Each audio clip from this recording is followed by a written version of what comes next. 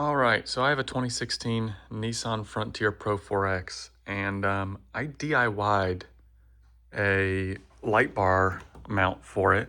So the Pro 4Xs of this era had the roof rack on it, and you can see I still have these crossbars. Now I do have some kind of chase lights wired up on those, but we're not going to talk about those today.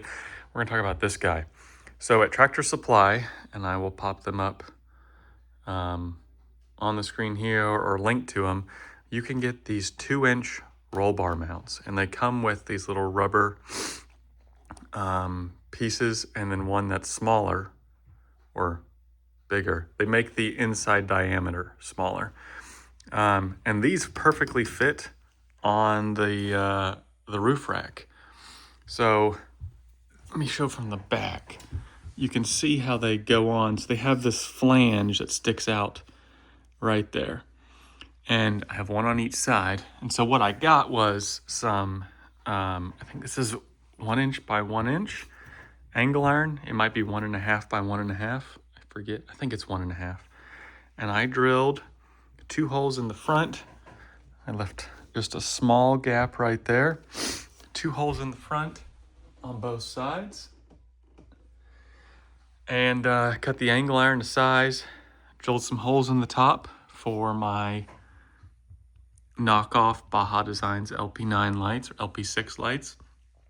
And made my own wiring harness. But for the longest time, I actually just ran some lights, some like cubes sitting out right here without this actual bar.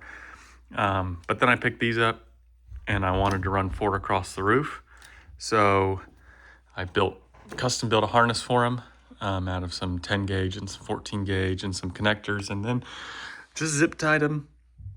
The wiring harness up underneath there, you can see right there. There's one of the connectors. It's not the prettiest install, if I'm being completely honest. I do want to get some wire loom, and then these blue wires are because these specific lights have like a rear backlight amber glow. And the harness connectors I chose right here actually have a 3-prong, they are a 3-prong connector.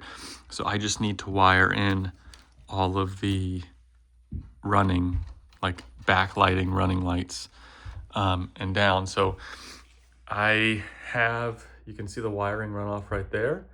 And then I frankly just have it friggin' Gorilla taped, and I have an aux beam control box sitting right there. And then in the truck, I ran my aux beam panel to right there. So I've got everything within reach. They work great. I had an unfortunate accident with a parking garage, so I've broken those, and I cracked this one. It still doesn't leak. But yeah, these mounts were maybe like 25 bucks. Angle iron was less than 10. A little bit of wiring, like from the lights, the wiring, everything you would need to run something like this. I am maybe 150 bucks in, and that's 25. It was about 30 for each light. I bought 2 at first, and then I bought 2 later for a little bit cheaper. 10 bucks for the angle iron maybe, and spray paint, some bolts, these mounts. And then, so that's what it looks like from a little bit farther away. And then over here, I actually have these Nightlight amber strobes. Actually, these are not strobes.